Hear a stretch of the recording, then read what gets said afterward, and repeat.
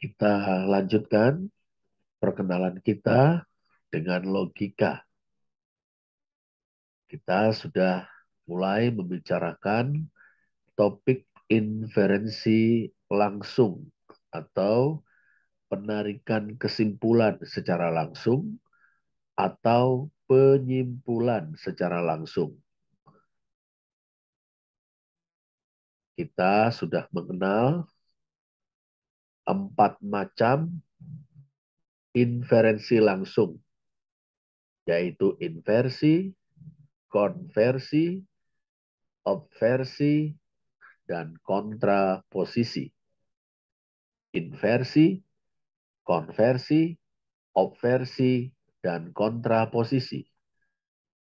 Sekarang kita perkenalan dengan oposisi. Oposisi. Apa yang dimaksud dengan oposisi? Oposisi adalah penalaran langsung dengan proposisi konklusi merupakan oposisi dari proposisi premis dengan subjek dan predikat yang sama. Oposisi adalah penalaran langsung atau penyimpulan langsung dengan proposisi konklusi merupakan oposisi dari proposisi premis dengan subjek dan predikat yang sama. Bagaimana konkretnya? Mari kita lihat ada 4 tipe oposisi.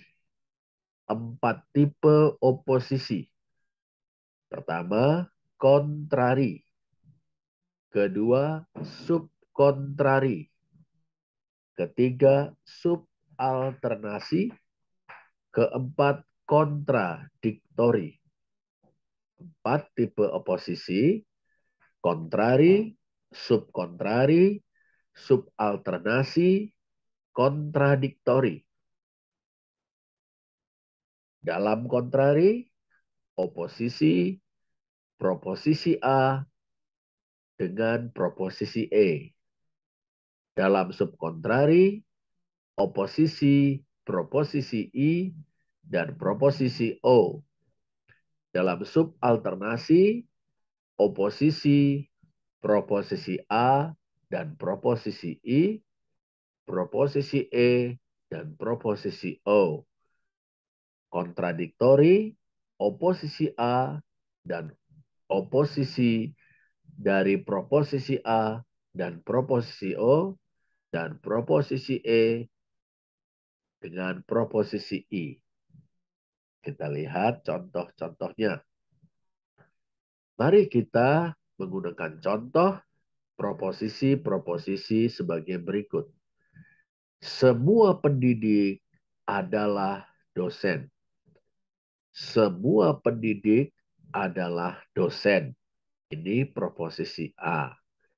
Kita tahu ini proposisi A melalui kehadiran pembilang semua dan kopula adalah. Proposisi A, semua pendidik adalah dosen. Semua pendidik bukan dosen. Ini proposisi E. Keberadaan pembilang semua dan kopula bukan. Sebagian pendidik adalah dosen. Ini adalah proposisi I dengan kehadiran pembilang sebagian dan kopula adalah. Sebagian pendidik bukan dosen adalah proposisi O, kehadiran pembilang sebagian dan kopula bukan. Kita ingat, proposisi A adalah proposisi universal afirmatif, proposisi E universal negatif, proposisi I partikular afirmatif, proposisi O partikular negatif. Sekarang kita lihat bagan ini, hubungan proposisi A dengan proposisi E adalah kontrari.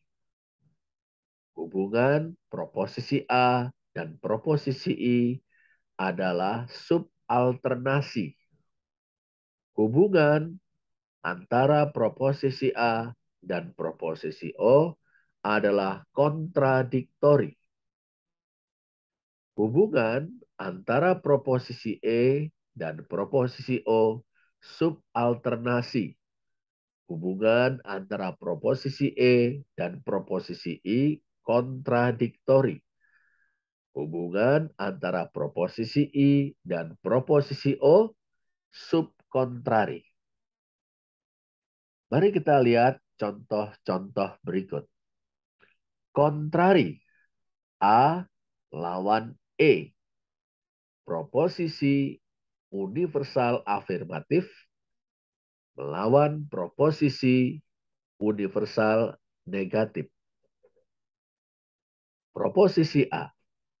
Semua pendidik adalah dosen. Semua pendidik bukan dosen. Semua guru adalah pendidik. Semua guru bukan pendidik. Semua manusia adalah orang benar. Semua manusia bukan orang benar. Dalam kategori kontrari ini, jika proposisi A benar, maka proposisi E salah. Tapi jika proposisi E benar, maka proposisi A salah. Jadi, jika semua pendidik adalah dosen, maka proposisi bahwa semua pendidik bukan dosen adalah salah. Demikian juga, jika semua guru adalah pendidik, maka proposisi semua guru bukan pendidik adalah salah. Jika proposisi semua manusia adalah orang benar, maka proposisi semua manusia bukan orang benar adalah salah. Sebaliknya, jika semua pendidik bukan dosen, maka proposisi semua pendidik adalah dosen adalah proposisi yang salah. Jadi, dalam kategori kontrari, proposisi A berkontrari dengan proposisi E, pilihannya adalah salah satu benar dan yang lain salah. Jika A benar, maka E salah. Jika E benar, maka A salah. Sekarang kita lihat subkontrari. Subkontrari, proposisi I melawan proposisi O. Proposisi I adalah proposisi partikular afirmatif. Proposisi O adalah proposisi partikular negatif.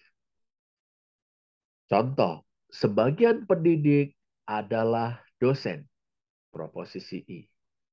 Subkontrari, sebagian pendidik bukan dosen. Dari sini kita bisa melihat, ya, tidak mungkin I dan O keduanya salah.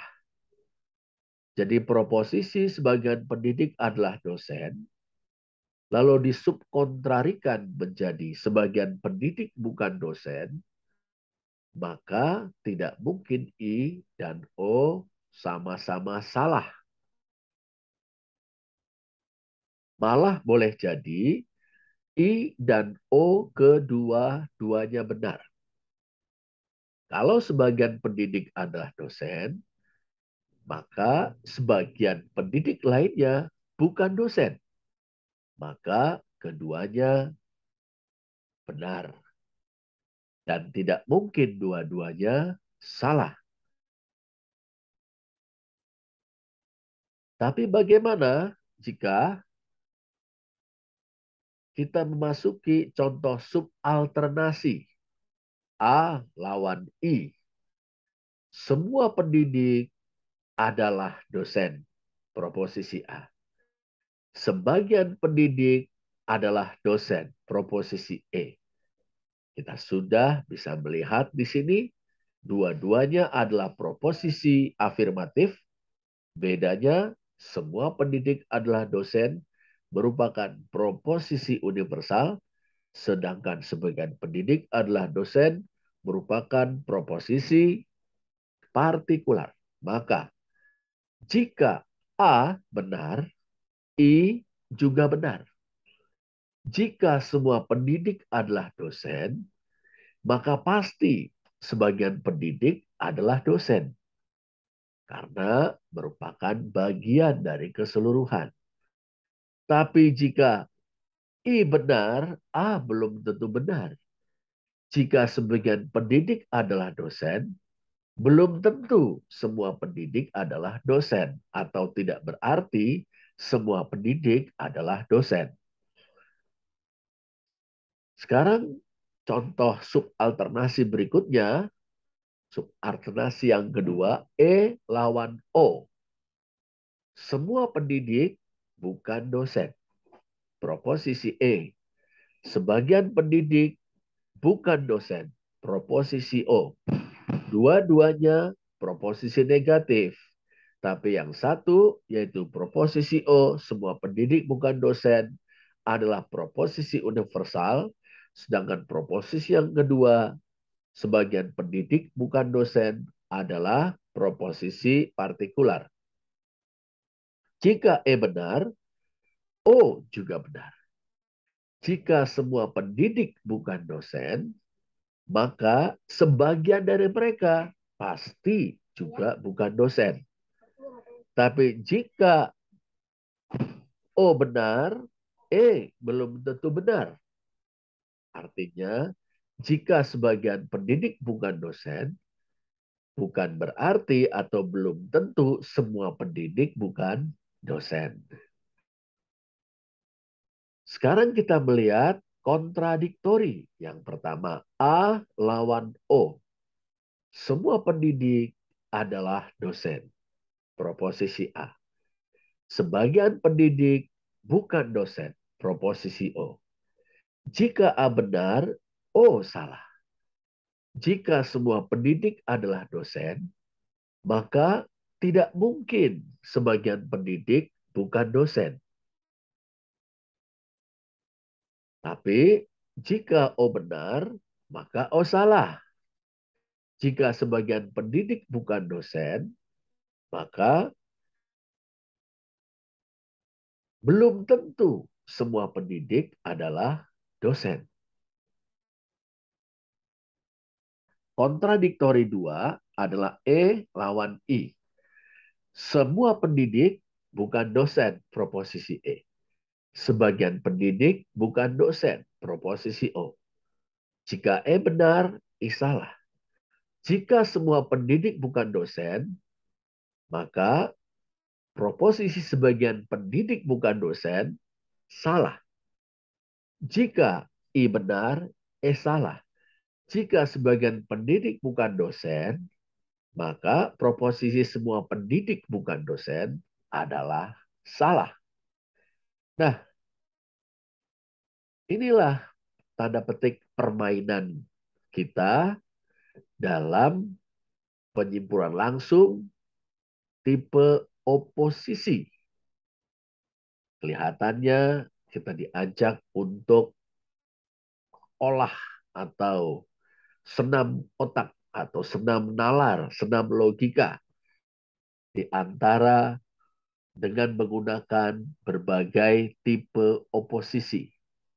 Kontrari yang mengoposisikan A dengan E, subkontrari yang mengoposisikan I dengan O, subalternasi yang mengoposisikan A dengan I, lalu E dengan O, dan kontradiktori yang mengoposisikan A dengan O, kemudian E dengan I. Dalam semuanya itu, kita diajak untuk cermat dan tangkas berpikir. Mana kiranya proposisi-proposisi ketika dioposisikan